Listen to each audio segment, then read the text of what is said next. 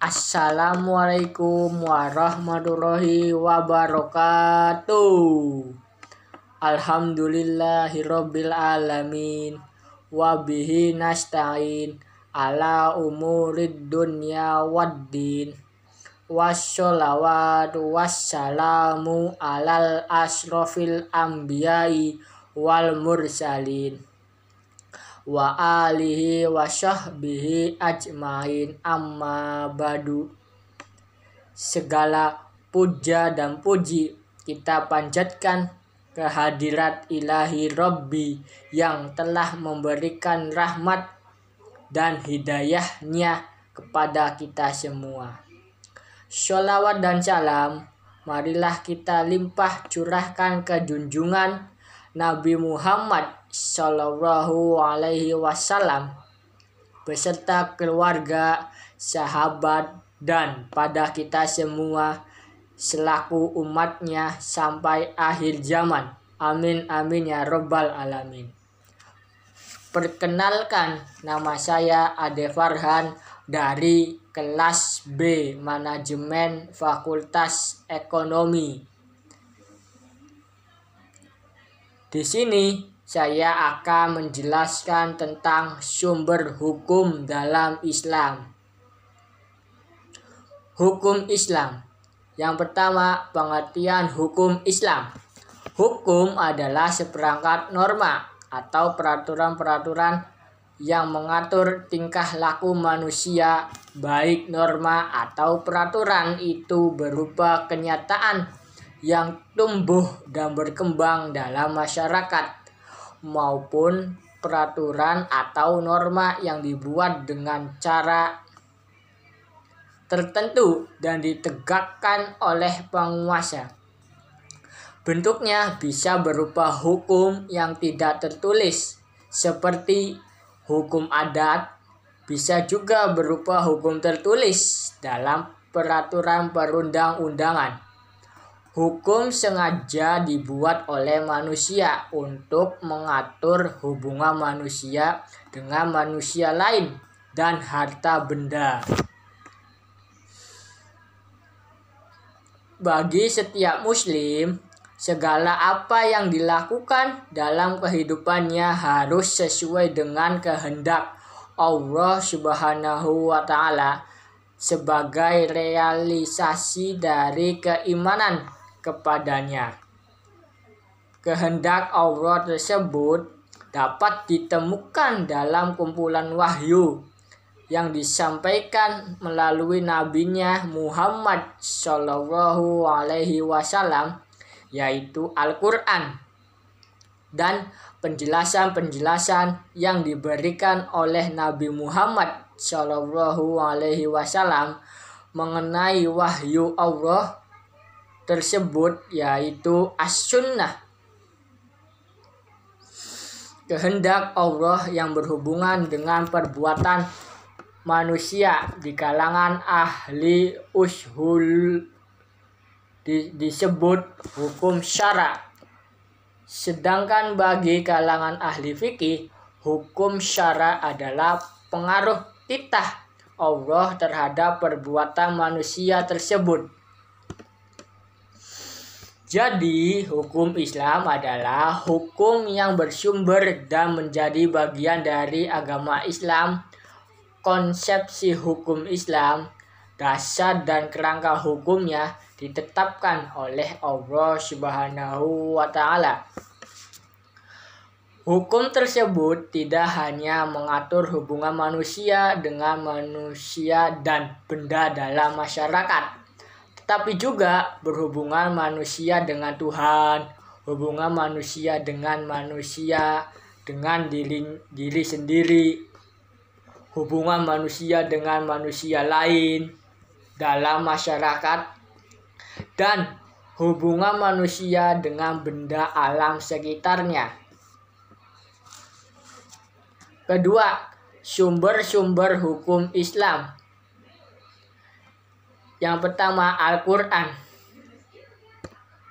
Al-Quran berisi tentang wahyu-wahyu Allah Subhanahu wa Ta'ala yang diturunkan secara berangsur-angsur atau mutawatir kepada Nabi Muhammad Shallallahu Alaihi Wasallam melalui malaikat Jibril. Al-Quran diawali dengan surat Al-Fatihah dan diakhiri surat An-Nas. Membaca Al-Quran merupakan ibadah. Al-Quran merupakan sumber hukum Islam yang utama. Setiap muslim berkewajiban untuk berpegang teguh kepada hukum-hukum yang terdapat di dalamnya agar menjadi manusia yang taat kepada Allah Subhanahu wa Ta'ala, yaitu mengikuti perintah Allah dan menjauhi larangannya.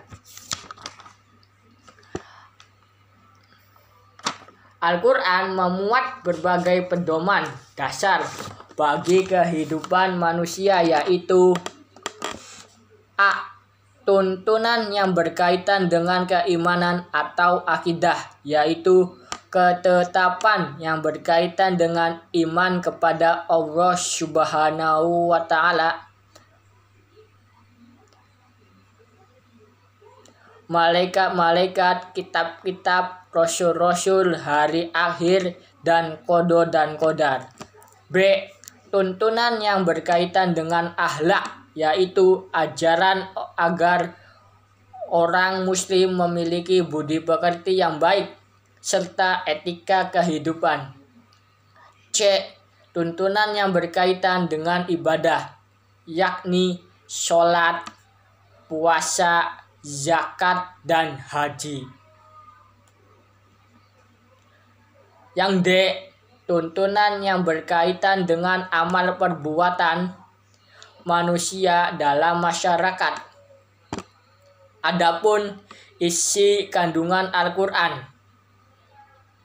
A. Segi kuantitas. Al-Quran terdiri dari 30 juz, 114 surat, 6.236 ayat, 323.015 huruf, dan 77.439 kosakata. B. Segi kualitas. Isi pokok Al-Quran terbagi menjadi 3 bagian, yaitu A. Hukum yang berkaitan dengan ibadah, hukum yang mengatur hubungan rohaniyah dengan Allah Subhanahu wa Ta'ala, dan hal-hal lain yang berkaitan dengan keimanan. Yang B. Hukum yang berhubungan dengan amaliyah, yang mengatur hubungan dengan Allah, dengan sesama, dan alam sekitar. Yang C. Hukum yang berkaitan dengan akhlak. 2. Hadis. Hadis merupakan segala tingkah laku Nabi Muhammad Shallallahu Alaihi Wasallam, baik berupa perkataan, perbuatan, maupun ketetapan. Hadis merupakan sumber hukum Islam yang kedua setelah Al-Quran. Allah Subhanahu wa Ta'ala telah mewajibkan untuk menaati hukum-hukum dan perbuatan-perbuatan yang disampaikan oleh Nabi Muhammad Shallallahu Alaihi Wasallam. Dalam hadisnya, perintah meneladani Rasulullah Shallallahu Alaihi Wasallam ini disebabkan seluruh perilaku Nabi Muhammad Shallallahu Alaihi Wasallam mengatur nilai-nilai luhur dan merupakan cerminan dan perbuatannya. Hal tersebut dikarenakan Rasulullah Shallallahu Alaihi Wasallam memiliki akhlak dan budi pekerti yang sangat mulia. Hadis merupakan sumber hukum Islam yang kedua, memiliki kedua fungsi sebagai berikut. A. Memperkuat hukum-hukum yang telah ditentukan oleh Al-Quran, sehingga Al-Quran dan hadis menjadi sumber hukum untuk satu hal yang sama. B. Memberikan rincian dan penjelasan terhadap ayat-ayat Al-Quran yang masih bersifat umum. Misalnya ayat Al-Quran yang memerintahkan sholat, membayar zakat, menunaikan ibadah haji, semuanya bersifat garis besar. Rincian semua itu telah dijelaskan oleh Rasulullah Shallallahu Alaihi Wasallam dalam hadis. Contoh lain dalam Al-Quran, Allah Subhanahu Wa Taala mengharamkan bangkai, darah, dan daging babi. Ketiga, ijtihad.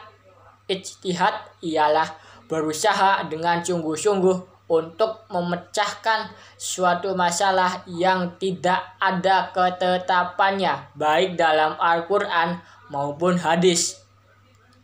Dengan menggunakan akal pikiran yang sehat dan jernih, serta berpedoman kepada cara-cara menetapkan hukum-hukum yang telah ditentukan.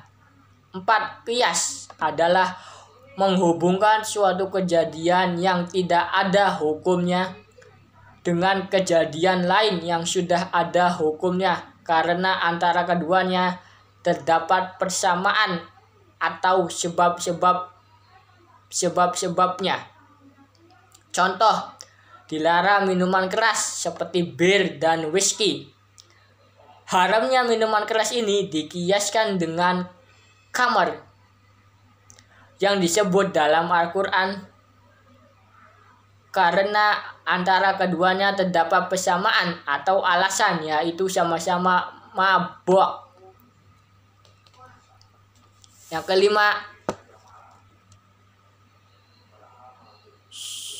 kelima, maslahah mursalah adalah segala kepentingan yang baik yang tidak dilarang oleh Al-Quran dan hadis Nabi Muhammad SAW, dan juga tidak dapat penegasannya di dalam kedua sumber itu secara langsung. Sekian, terima kasih. Wassalamualaikum warahmatullahi wabarakatuh.